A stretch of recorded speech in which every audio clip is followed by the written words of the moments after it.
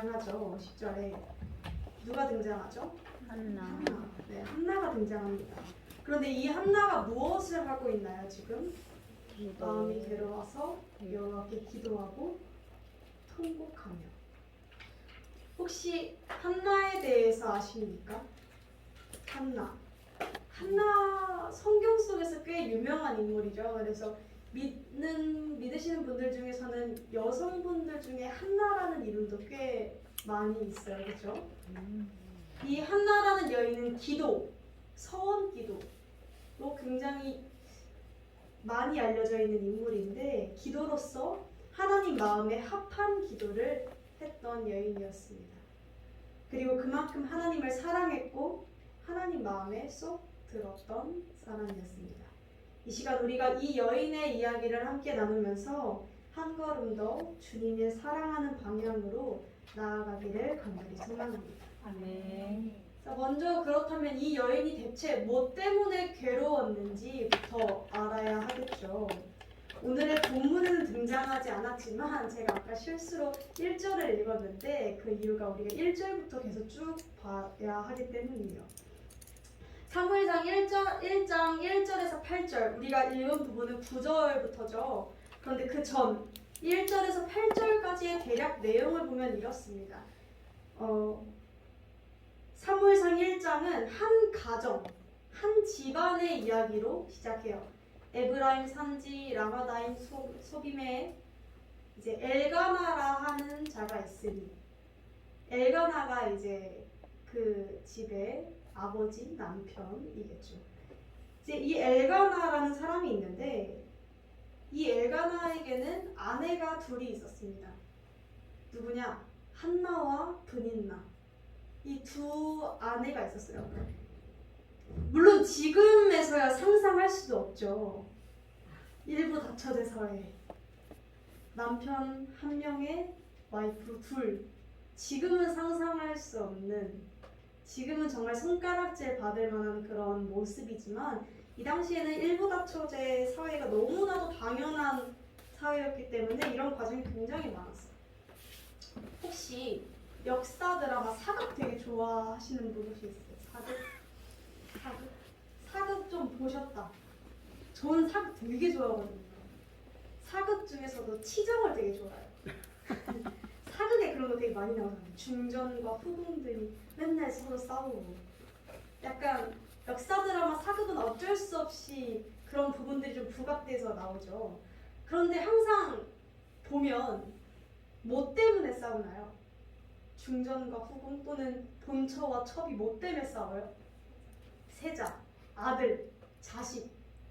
그 자식이 여자에게는 그 당시에는 굉장히 세자만 낳으면 정말 떵떵거리고 살 수 있는, 아들만 낳으면 굉장히 떵떵거리고 살 수 있는 그런 위치까지 올려주는 게 바로 자식의 유무, 아들의 유무였어요. 이 가정도 그랬습니다. 2절에 보면 브닌나에게는 자식이 있었는데 한나에게는 자식이 없었어요. 근데 사실 한나가 엘가나 남편의 사랑을 받지 못했던 건 아니었습니다. 엘가나는 한나를 되게 사랑했어요. 어디서 알 수 있냐면 이제 4, 5절에 쭉 나오는데 제사를 드리고 오면 그 분깃, 그 몫을 브닌나에게도 주고 아들들에게도 주고 자식들에게 다 주고 한나에게는 갑절로 주었다. 항상 2배씩 줬어요. 한나에게는. 그만큼 엘가나가 한나를 정말 사랑했어요. 그런데 다만 자식이 없었을 뿐이에요. 자, 이런 상황 속에서 브닌나가 절대 가만히 있지 않죠. 브닌나가 너가 그렇게 엘가나 남편한테 사랑을 받아? 그럼 뭐해? 넌 자식도 없는데. 넌 아들도 없잖아. 넌 아들도 못 낳았잖아. 라고 하면서 드라마만 봐도 그렇잖아요. 엄청 구박하고 막 후궁들이 이제 왕자를 낳았는데 예를 들어서 중전이 왕자가 없어요. 그러면 난리 나죠. 이제 중전 막 맨날 울면서 막 비련의 여주인공처럼 막 하죠. 이 가정도 이랬어요. 물론 지금 시대상으로는 봤을 때 이런 아들을 못 낳았다고 괴롭힌다라고 한다면 손가락질 받고 욕을 먹는 그런 사회가 되었지만 이 당시 우리 몇백 년 전 조선 사회에서도 그랬고 심지어는 몇십 년 전까지만 해도 아들, 자식을 낳는 게 굉장히 중요했기 때문에 2000년도 더 된 이 시점에서는 얼마나 중요했겠어요. 아들을 못 낳은 한나가 죄인이었던 거예요. 그냥. 성경 속에서는 분인나를 한나의 적수라고 표현을 합니다. 분인나를 그의 적수 분인나 이렇게 표현해요. 그리고 그 분인나가 한나를 계속 심하게 괴롭히고 격분하게 했다. 엄청 화나게 했대요. 엄청 말도 안 되게 괴롭혔겠죠. 안 볼 수 있는 사이도 아니고 한 가정에 있는 그런 사이이기 때문에 한나가 어찌나 마음이 괴로웠던지 울고 먹지도 않고 그렇게 계속 울기만 했다고 해요. 그런데 우리가 이때 8절을 조금 주목해 보아야 할 필요가 있습니다. 8절에서 울고 먹지 않고 서러워서 울고 있는 한나에게 엘가나 남편이 이렇게 이야기합니다. 어찌하여 울며 어찌하여 먹지 아니하며 어찌하여 그대의 마음이 슬프냐. 내가 그대에게 10 아들보다 낫지 아니하냐 라고 얘기해요. 이거를 우리 표현으로 얘기하면 어떻게 할 수 있어요? 내가 당신 사랑하잖아. 그걸로는 안 되는 거야? 정도로 할 수 있겠죠? 좀 이렇게 좀 와닿지 않아요? 아니 10명 아들 있으면 뭐 내가 사랑한다니까 왜 그렇게 속상해해? 라고 한 거예요. 엘가나의 입장에서는 나름 이게 위로였을 거예요. 나 정말 당신 사랑한다니까 아들 없어도 난 좋아. 정말 위로였겠죠. 엘가나도 보면서 마음이 답답했을 거예요. 둘 다 자신의 아내이고 한 명은 정말 사랑하는 한나인데 맨날 울고 밥도 안 먹어.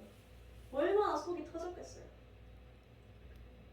이런 엘가나의 위로, 엘가나의 사랑은 어느 정도는 한나에게 위로가 되었을지 모릅니다. 어느 정도는.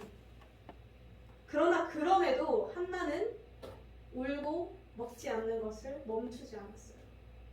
계속 괴로웠고 계속해서 마음이 외로웠고 계속해서 격분해했습니다. 엘가나는 한나의 본질적인 괴로움을 해결해주지 못했어요. 고난을 완전하게 해결해주지 못했습니다. 그런데 우리가 생각해보면 엘가나는 분명 한나를 정말 사랑했어요. 그런데 왜 그녀에게 참된 위로를 주지 못했을까요? 왜 그녀를 온전하게 이해하지 못했을까요? 간단합니다. 타인이잖아요. 내가 아니잖아요. 가족이지만 나와 다른 사람이잖아요. 그래서 그래요. 너무 사랑하지만 사람은 불완전하기 때문에 또 불완전한데 다 똑같은 모양으로 불완전한 게 아니라 이 사람은 이쪽이 들쑥하고 이 사람은 이쪽이 들쭉날쭉하고 해서 불완전한 모양이 다 달라요. 그렇기 때문에 서로가 서로를 이해할 수 없고 온전하게 감쌀 수 없었던 것입니다. 물론 불완전한 인간이기에 우리는 서로가 서로를 도우며 살아갑니다. 서로가 서로 나누고 돕고 의지하며 살아가요. 그러나 그러니까 모든 걸 다 부인하고 서로 의지하고 사는 걸 부인하고 혼자 살아야 돼요 라고 이야기하는 것은 아니지만 분명한 것은 의지하고 살아도 그 상대방이 나의 온전한 필요를 완전하게 채워줄 수는 없고 나도 상대의 완전한 필요를 채워줄 수 없다는 것이 사람과의 그런 관계인 줄로 믿습니다. 그렇기에 서로가 일정 부분 도우며 의지하며 살아가지만 분명 한계는 존재합니다. 정말 사랑하는 부부 사이에서도 한계는 존재하고 부딪힐 수밖에 없고 그럴 수밖에 없어요. 그래서 우리는 보통 사람에게 너무 많은 기대를 하거나 많이 의지를 하게 되면 찾아오는 건 실망이죠. 실망과 상처죠. 제가 이런 이야기를 들었는데 갓난아이가 이제 응애하고 태어나면 그 아이는 어느 기간 동안 엄마와 자신을 동일한 사람으로 생각한다고 합니다. 그러니까 구분을 못하는 거예요. 그러니까 응애하고 태어나고 나서 엄마랑 내가 다른 사람이구나를 인식을 못한대요. 그럼 언제 이걸 인식하냐? 아이가 이제 엄마의 모유를 먹잖아요. 근데 그러다가 한 6개월 정도 되면 이가 나기 시작한대요. 이가 나면 더 이상 젖을 물려줄 수가 없는 상황이 오잖아요. 엄마가. 이제 그러면 이제 서서히 젖을 떼기 시작하겠죠.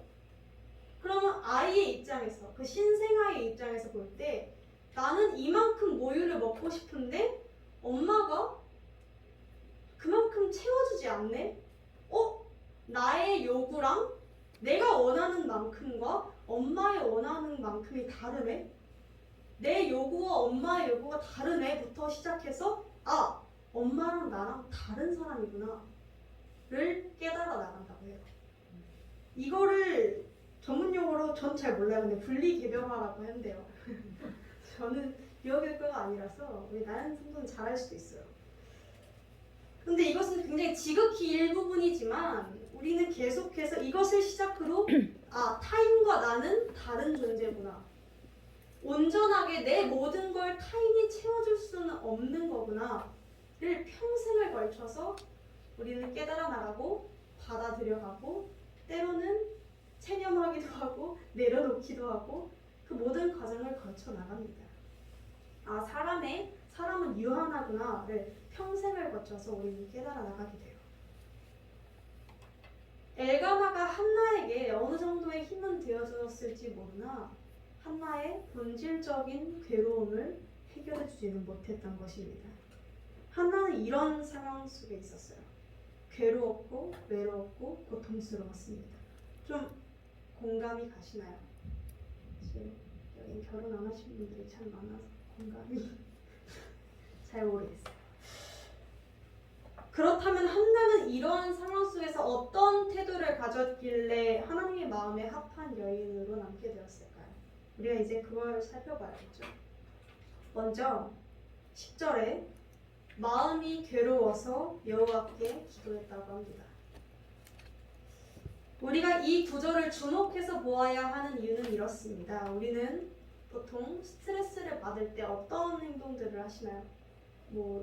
누군가는 저는 좀 스트레스 받는 일이 생기면 좀 자고 나면 한결 괜찮아져요 라고 이야기하시는 분들도 있으실 것이고, 저는 맛있는 음식, 우리 나연 선수는 특히 매운 음식을 되게 좋아하는데 이제 매운 걸 먹고 스트레스를 팍 푸는 사람들도 있고, 맛있는 걸 먹고 행복해지는 사람들도 있고, 친구와 또 가족과 소중한 지인들과 이렇게 수다를 떨면서 조금 스트레스를 푸는 사람들도 있고, 술을 마시면서 스트레스를 푸는 사람도 있고, 담배를 피우면서 스트레스를 푸는 사람도 있고, 또 뭐가 있을까요? 게임을 하기도 하고, 노래방에 가기도 하고, 여러 가지 드라마를 보기도 하고 많은 방법들이 있을 것입니다. 그런데 한나는 마음이 괴로워서 스트레스를 받아서 여호와께 기도했다고 합니다. 만일 한나가 마음이 괴로워서 게임하고 또는 한나가 마음이 괴로워서 폭식하여 이랬으면 아마 한나는 성경 속에서 찾아볼 수 없었겠죠. 한나가 마음이 괴로워서 엘가나 앞에서 통곡하여 울며 라고 했어도 별다른 일들은 벌어지지 않았을 것입니다. 아마 우리가 지금 알고 있는 한나의 모습과는 사뭇 달랐을 것입니다. 한나는 마음이 괴로울 때 하나님께 달려가 울 줄 알았던 사람이었습니다. 이것은 별것 아닌 것 같으나 하나님을 의지한다는 표현입니다. 하나님을 인정하는 태도입니다. 따라서 기도는 주님, 나 주님 정말 사랑합니다. 나 하나님 믿습니다. 라고 하는 내 마음의 고백입니다. 우리는 이러한 한나의 모습을 닮아가야 할 줄로 믿습니다. 마음이 괴로울 때 하나님을 향해서 달려와 무릎부터 꿇는 자들이 되어야 할 줄로 믿습니다. 아멘. 마음이 괴롭고 걱정이 많아서 기도할 시간이 없는 게 아니라 마음이 괴롭고 걱정이 많기에 기도할 수 있는 줄로 믿습니다. 아멘. 제가 사역을 시작하면서 가장 많이 깨달은 부분, 그리고 가장 많이 목사님께서 말씀하신 부분이 기도에 대한 부분이었어요. 목사님은 저에게 다른 말씀은 진짜 안 하세요. 정말 안 하세요. 이렇게까지 안 하실 수 있을까 싶을 정도로 안 하세요. 그런데 제 얼굴만 보시면 기도하냐? 기도했냐? 어제는 했니? 오늘은 했어? 기도하러 가고 있니? 이렇게 계속 물어보세요. 근데 목사님께서 저를 언젠간 한번 이렇게 불러서 말씀을 하셨는데 저보고 이런 말씀을 하셨어요. 너가 고민하고 너가 생각하고 그럴 시간에 그냥 엎드려라. 그게 가장 빠르고 그게 가장 정답이니까 그냥 꿇어 엎드려라. 그런데요, 제가 사역을 처음 시작하면서 항상 마음에 가지고 있었던 콤플렉스가 있었어요.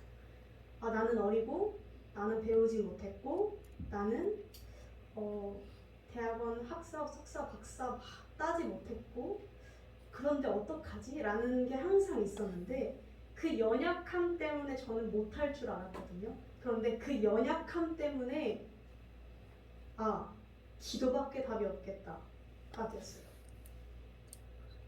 그리고 수없이 하나님이 제가 잘나서가 아니라 기도할 때 주님이 해결하시는 것을 크고 작게 많이 보여주셨던 것 같아요. 이것은 기도해야 체험할 수 있는 것입니다. 누가 잘났고 제가 전도사라서 체험한 것이 아니라 기도하는 자가 체험합니다. 두 번째로 기도 중에 한나의 태도입니다. 한나가 마음이 괴로워서 한참을 오래 기도했다고 합니다. 기도하는 동안에 엘리가 그의 입을 주목하죠. 그러니까 그녀의 입술을, 그녀의 기도를 지켜보고 있었던 사람이 한 명 있었어요. 바로 엘리 제사장이었습니다. 엘리 제사장, 그러니까 지금으로 따지면 사역자, 그러니까 엘리 전도사, 엘리 목사, 이런 느낌이겠죠. 그런데 이 엘리 제사장이 13절에 보면 이렇게 이야기합니다. 한나가 기도할 때 다 울면서 속으로만 말하고 입술만 움직이고 음성은 들리지 않았대요. 그러니까 막 괴로우니까 말 뱉지도 못하고 기도를 한 거예요. 그런데 이걸 보고 엘리가 이렇게 생각합니다. 취했구나. 이 여자 취했구나 지금. 이렇게 착각합니다. 그래서 14절에 굉장히 혼내요. 너가 언제까지 취하여 있겠느냐? 술 좀 끊어라. 대뜸. 술 먹지도 않은 한나에게, 우리 가냘픈 한나에게 이렇게 대뜸 화를 냅니다. 그런데 이 착각은 단순한 실수가 아니었습니다. 왜냐하면 이 당시 이 사무엘상 초반의 시대를 어느 시대냐면요, 사사시대예요. 사사기 아시죠? 우리 사사기, 룻기, 사무엘상하 이 순서인데 룻기, 사무엘상 초반까지 계속 사사기 시대예요. 사사기 속에 룻이라는 그 가정이었고 사사기 속에 엘가나 가정 이야기를 한 거예요. 그런데 제가 사사시대 종종 언급하곤 했었는데 사사시대는 어떤 시대였죠? 타락한 시대. 왜 타락한 시대냐면 사사기 전반에 걸쳐서 계속해서 반복해서 똑같은 문장이 등장해요. 어떤 문장이냐면 그때에 이스라엘에 왕이 없으므로 사람이 각기 자기의 소견에 옳은 대로 행하였더라. 이상하죠? 이스라엘의 왕은 누구세요? 하나님. 그런데 이 당시에는 왕이 없었대요. 이 말인즉슨 그 누구도 하나님을 왕으로 인정하지 않았다. 자신이 왕이 되어서 살았다. 자신의 생각에 옳은 대로. 그런 시대였습니다. 그리고 사무엘상 3장에 보면은 이렇게 등장해요. 이 당시에는 여호와의 말씀이 희귀해서 이상이 흔히 보이지 않았다. 여호와의 말씀이 희귀하대요. 하나님이 이 당시에 말씀을 안 주셔서 희귀한 게 아니라 말씀을 계속해서 던지셔도 이들이 죄 때문에 말씀을 보지 못하던 시대였어요. 다시 말해서 영적 암흑기. 심지어 제사장 엘리조차도 목회자 가정도 하나님 말씀대로 살지 않았던 타락의 시대였습니다. 그랬기에 엘리는 실수한 것이 아니라 영적으로 어두워져서 잘못 판단했던 거예요. 순식간에 기도하고 있던 한나를 주정뱅이 취급해버립니다. 근데 잘 생각해보면 우리에게도 이런 순간들이 있지 않습니까? 한나와 같은. 그러니까 우리가 몇몇 분들은 느껴보신 적이 있을지도 몰라요. 우리가 진짜 말씀 막 엄청 은혜 받은 날 마음에 주여 이대로 살겠습니다. 주님의 사랑 전하며 살겠습니다. 막 기도하고 정말 흘린 날은 꼭 교회 문 밖을 나가면 꼭 기분 나쁜 일이 생겨요. 꼭 화낼 만한 일들이 생겨요. 하나님, 저 정말 거짓말 안 하겠습니다 하면 나가면 거짓말 할 일이 생겨요. 꼭 그래요. 이게 묘하게. 그래서 우리는 이제 막 웃으면서 장난으로 이런 이야기를 하죠. 와, 받은 은혜 다 쏟아버리게 생겼네. 이런 이야기를 웃으면서 장난식으로 하잖아요. 아마 한나 마음이 그랬을 것 같아요. 막 열심히 기도하고. 안 그래도 분인나 하나만 봐도 억울한데 이 상황 속에서 제사장까지 나한테 뭐라 하니 얼마나 억울했겠습니까? 여기서 한나가 잘못한 것은 없죠. 그런데 한나는 이 상황 속에서 엘리 제사장에게 화를 내지 않았습니다. 한나가 어떻게 반응하냐면요. 굉장히 공손하게 반응해요. 이렇게 이야기합니다. 내 주여 15절에 그렇지 아니하니이다. 나는 마음이 슬픈 여자일 뿐입니다. 나는 술을 마신 게 아니고 하나님께 내 심정이 통한 것 뿐입니다. 당신의 여종, 그러니까 나를 악한 여자로 여기지 마세요. 그냥 저는 원통함이 많을 뿐입니다. 라고 이야기해요. 굉장히 공손하죠. 아마 저라면 이러지 않았을 것 같아요. 저라면 우리 눈빛 딱 벽히면서 저 기도하고 있던 건데요. 술 안 마셨는데요. 되게 삐딱하게 뭐 하시는 거예요? 이러면서 그것도 몰라요? 까진 안 하겠지만 이 정도 눈빛은 나올 것 같아요. 이 정도 눈빛은 나오면서 약간 변하면서 기도했는데요? 까지는 할 것 같아요. 이 정도는 하지 않을까요? 약간 그런 생각이 들어요. 그런데 한나는 억울함과 분노의 상황 속에서도 죄를 짓지 않았어요. 그러니까 해야 할 말과 하지 말아야 할 말들을 구별했어요. 왜 그랬을까요?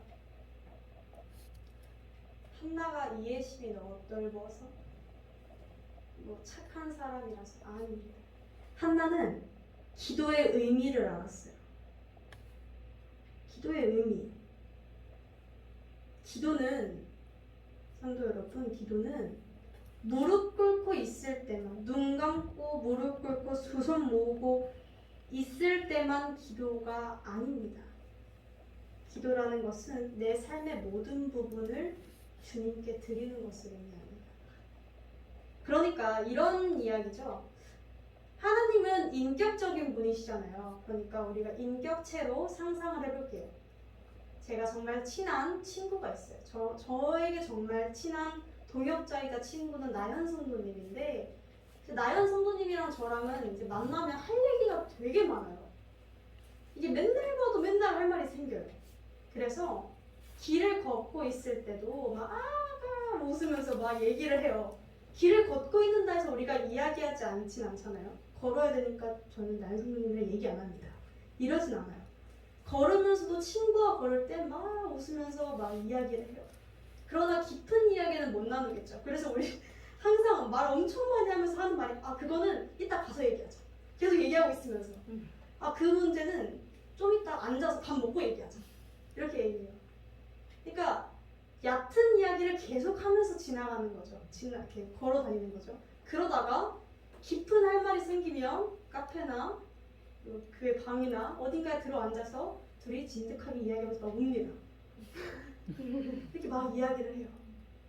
그러니까 다시 말해서 하나님과도 똑같습니다. 하나님도 우리가 걸어다니면서 뭐 하나님 할렐루야 이러면서 걸어다니진 않겠지만 걸어다니면서 삶을 살면서 순간순간 하나님 생각을 하는 거예요. 아, 하나님이 이런 일들을 하셨구나. 하나님이 지금은 내가 이렇게 하기를 원하시겠구나. 이것을 계속 생각하면서 사는 것이 기도입니다. 그러다가 이렇게는 깊은 기도를 못 하잖아요. 그렇죠? 깊은 이야기를 못 나누잖아요. 그래서 성전에 와서 꿇어 엎드리는 것이 깊은 대화. 이것이 정말 기도에 대한 진정한 의미입니다. 그러니까 단순히 교회에서 엎드려서 눈 감고만 있어야 기도가 아니라 삶의 모든 구석구석의 부분들을 기도라고 칭한다는 것입니다. 한 목사님께서 이런 간증을 해주셨어요. 한 목사님이 고등학교 시절에 하나님이 너무 좋았대요. 그래서 쉬지 않는 기도를 하고 싶으셨대요. 그래서 어떻게 했냐? 주일 예배가 끝나고 축도를 하잖아요. 축도가 끝나고 혼자서 조용히 짧게 기도를 했대요. 짧게 기도를 하고 대신에 예수님의 이름으로 기도했습니다. 아멘을 안 했대요. 그걸 안 하면 이제 보통 그걸 끝마무리로 하잖아요. 근데 그걸 안 하니까 기도가 끝난 게 아닌 거예요. 그리고 일주일을 그 기도를 안 끝난 상태로 삶을 살았대요. 그러니까 다시 다음 주일에 돌아와서 예수님의 이름으로 기도했습니다. 아멘. 총 168시간 기도했다고 하시더라고요. 표현을. 이분이 이렇게 말씀하세요. 물론 그냥 어린 시절에 풋풋하게 하나님을 사랑했던 발상이었겠지만 그만큼 예수님의 이름으로 기도했습니다. 아멘. 이걸 안 했기 때문에 나는 기도가 멈추지 않은 거야 라는 마음을 가졌고 그랬기 때문에 일주일 살면서 죄를 지을 수가 없었대요. 기도를 계속 하고 있는데 죄를 지을 수 없잖아요. 그런 마음으로 일주일의 시간을 보냈다고 해요. 정말 우리가 뭐 꼭 이렇게 해야 하는 것은 아니지만 우리에게도 이런 마음의 가짐은 필요하지 않을까 하는 마음이 듭니다. 매 순간을 주님께 드리는 삶이 우리에게는 정말 필요할 줄로 믿습니다. 근데 우리가 이제 이런 한나가 참았잖아요. 그렇죠? 그래. 기도하는 순간 말고도 내 삶에서도 하나님께 드려야 되니까 참자 하면서 참았어요. 근데 우리가 보통 이런 분노에 대해서 참는 본문을 보면 이런 생각들이 들어요. 아니 그럼 화가 나는데 화를 참으라는 거야? 무작정 항상 억울하게 당하기만 하라는 거야? 라는 생각이 들곤 하죠. 이런 생각이 들 수 있어요. 그렇죠? 안 드시나요? 드셔야 돼요. 사람이라면. 아니면 너무 천사이신 거 아닐까요? 그러니까 당연히 들죠. 어떻게 화가 나는데 화를 무작정 참을 수 있겠어요? 그런데 우리가 이것은 하나님을 오해하는 거예요. 하나님은 분노라는 감정에 대해서 무작정 억누르라고 하지 않으셨어요. 항상 화 안 난 것처럼 참고 무조건 웃고 너는 모든 걸 다 억울하게 당하고 그렇게 말씀하시지 않으셨어요. 다만 하나님은 이렇게 말씀하십니다. 에베소서 4장 26절 말씀입니다. 분을 내어도 죄를 짓지 말며 해가 지도록 분을 품지 말고. 그렇습니다. 분노의 감정을 갖게 되는 것과 분노로 인해서 죄를 짓게 되는 것은 다릅니다. 그러니까 이런 거죠. 화가 나는 일이 생겼어요. 너무 화가 난 것과 그 감정을 느끼는 것과 화가 나서 그 사람을 때리는 것과는 다릅니다. 다른 차원의 이야기예요. 하나님께서는 우리가 분노가 느껴지는 상황에서 무조건 억누르라고 하지 않으셨어요.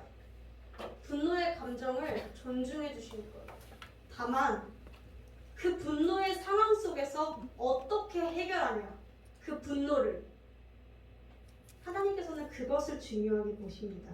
그것이 하나님이 원하는 방향이냐, 내가 내 분풀이를 하기 위한 방향이냐, 그것이 그 부분을 정확하게 지적하시는 줄로 믿습니다. 하나님이 원하시는 방향, 사람의 방향은 극단적이에요.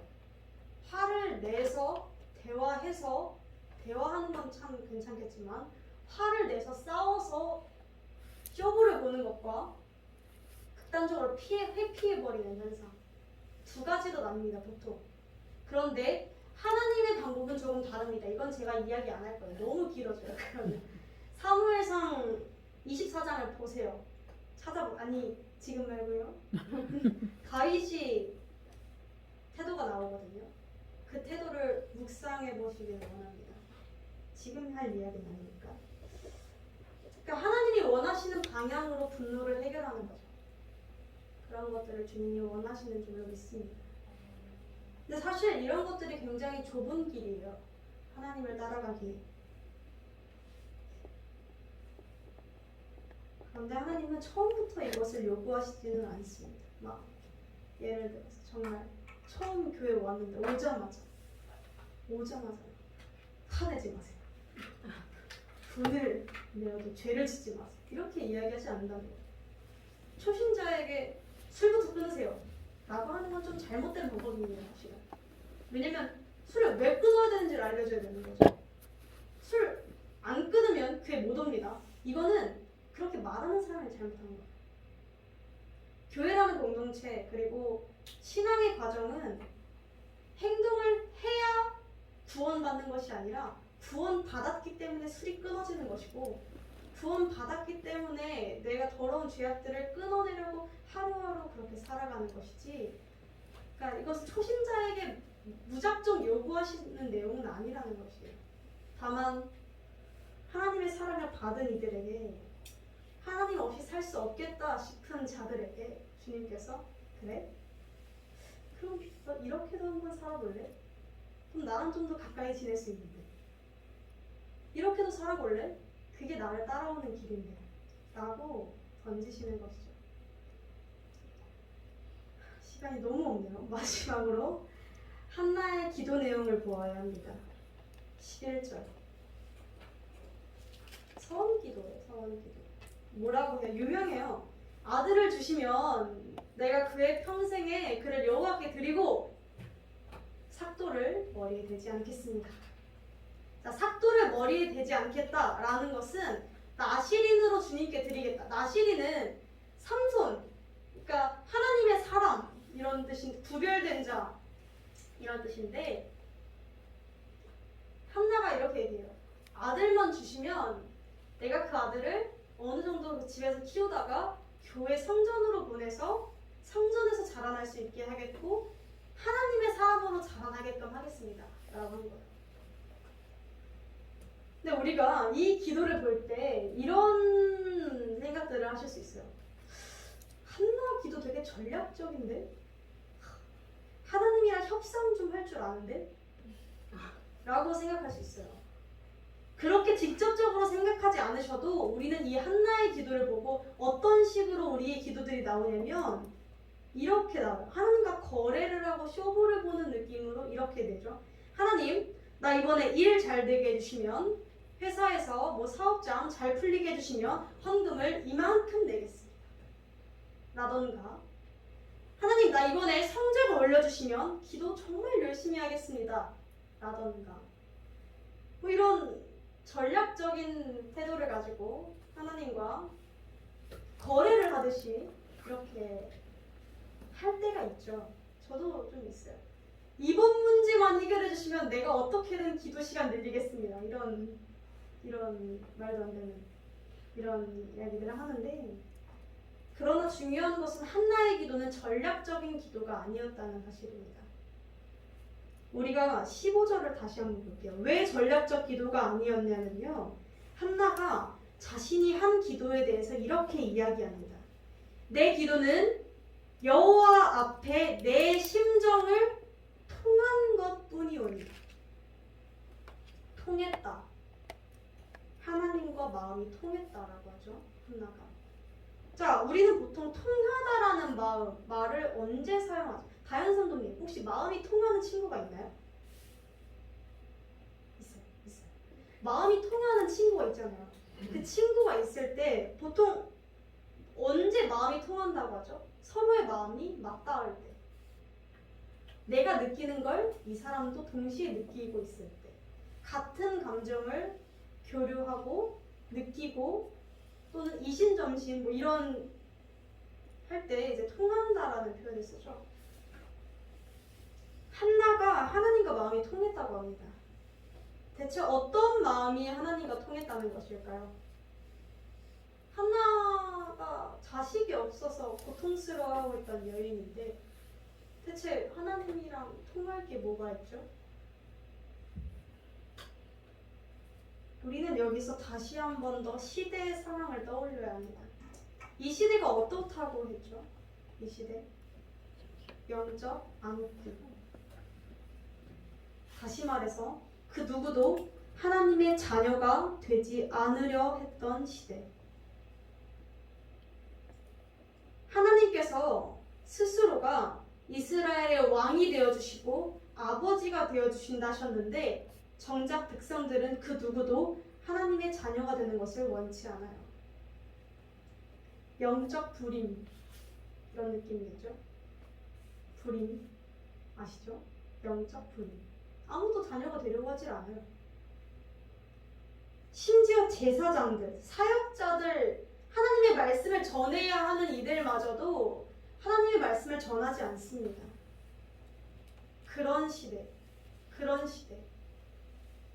그런 시대 속에서 한나는 자신의 고통을 가지고 기도하다가 문득 하나님의 마음을 알았습니다. 어떤 마음이요? 백성들을 향해서 아파하시는 주님의 마음. 하나님이 마음 아파하고 계심을, 하나님이 눈물 흘리고 계심을, 그 주님의 마음을 한나가 깨닫게 되었다는 것입니다.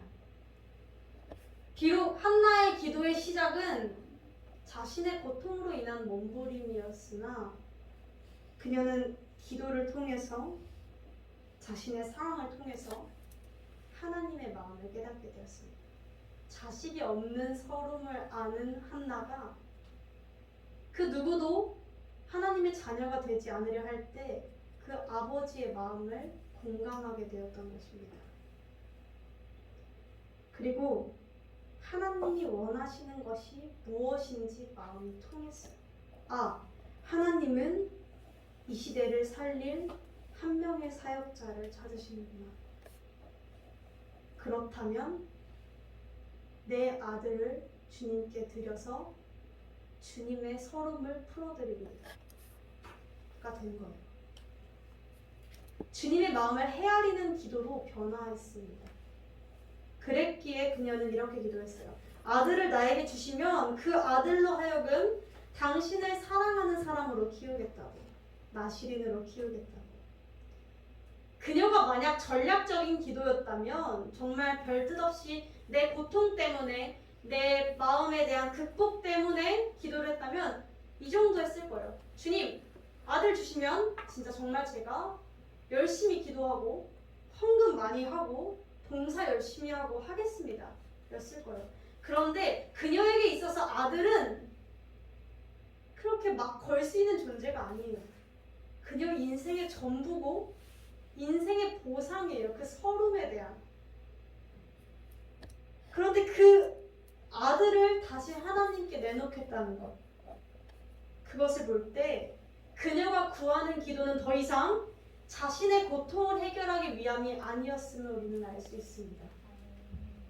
그녀는 자신의 명예를 위해서 기도하는 것이 아니었고 그녀의 기도의 변화한 과정, 변화했을 모습은 자신의 소망, 자신의 욕구를 채우기 위한 기도가 아니었고 어느 순간 그녀는 하나님의 아픔을 보았고 이 시대의 비극을 보았고 그 비극 속에서 하나님이 얼마나 눈물 흘리고 있는지를 보았다는 것입니다. 그랬기에 그녀는 자신의 인생에 하나님의 마음을 품었습니다. 더 이상 그녀는 자신의 고통에만 머물러 있지 않았어요. 하나님의 마음을 품었고 하나님의 고통을 함께 공유했고 하나님의 마음을 아는 기도를 했습니다. 마태복음 6장 33절에 이런 말씀이 있죠. 너희는 그의 나라와 그의 의를 구하라. 그리하면 이 모든 것을 너희에게 더하시리라. 는 이럴 때 사용되는 말입니다. 사랑하는 성도 여러분, 이 시간 우리가 도전을 받기를 소망합니다. 하나님의 심정을 아는 자, 그 부르심에 응답하는 자가 되기를 소망합니다. 아까도 이야기했듯 이 모든 것들은 좁은 길이고 쉽지 않은 길입니다. 그렇기에 우리는 때로 이렇게까지 해야 되나? 라는 부담감을 느끼기도 합니다. 그러나 우리는 기억해야 해요. 제가 2주 전, 3주 전 수요 예배 때도 이 말씀을 한번 이야기했었는데 요한복음 15장 15절 우리는 죄의 종의 신분이었으나 사단의 노예의 신분이었으나 예수 그리스도의 친구라는 신분으로 변화했습니다. 우리 15장 15절 함께 읽어볼까요? 시작. 이제부터는 너희를 종이라 하지 아니하리니 종은 주인이 하는 것을 알지 못하리라. 너희를 친구라 하였으니 내가 내 아버지께 들은 것을 다 너희에게 알게 하였음이니라. 죄의 종, 사단의 노예, 세상의 노예였던 그 신분에서 예수 그리스도의 친구의 신분, 하나님의 자녀의 신분으로 변화되었다는 것입니다. 그랬기에 이렇게 말씀하시잖아요. 이제 너희는 종이 아니니까. 종은 주인이 그냥 시키는 대로만 하는 사람이야. 그러나 친구는 마음을 공유하는 사람이야. 그러니 내 아버지 하나님께 들은 것을 너희에게 이야기해 줄게. 우리는 하나님을 알아가죠.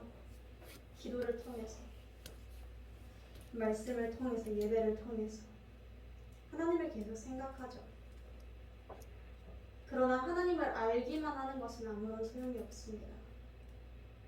기도를 많이 하지만 물론 정말 예수님을 알게 된 지 얼마 안 됐을 때는 달콤한 사탕을 참 많이 주세요. 기도 응답을 주신다던가 뭔가를 일으키신다던가 이런 내 원하는 일들을 내 뜻대로 하게 해주신다던가 이런. 그러나 그만큼 주님이 내가 너를 사랑해 라는 표현이거든요. 그러면 이게 전에 한번 이야기한 적이 있는데 사랑받은 사람이 두 가지 모습으로 나뉜대요. 사랑 많이 받고 자란 사람이 어떤 사람은 정말 사랑 많이 받은 사람이구나. 정말 남들이 보기에도 정말 그런 긍정적인 모습이 많이 보인다라는 사람이 있고 한 사람은 오냐오냐 컸네 라는 사람이 있대요.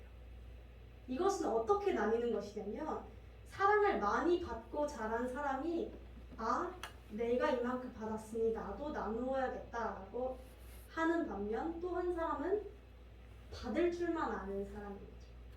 근데 우리는 보통 하나님께 받을 줄만 아는 신앙인이 되어 있을 때가 많아요. 어느 순간 주님께 받고 사랑을 넘치게 받았을 때 하나님과 친구의 관계가 되어서 동행할 때 내가 주님을 그만큼 사랑하니까 주님의 마음을 공감하고 주님이 원하시는 것들을 위해서 살고 하는 그런 것들이 있어야 하는데 우리는 계속해서 달라고 요구만 한다는 것입니다. 이런 것들은 하나님께서 참 속상해 하시죠. 하나님 생각을 했다면 하나님의 생각을 해야 할 줄로 믿습니다. 아멘. 기도를 했다면 하나님의 마음을 알아가는 것까지 가야 합니다. 아멘.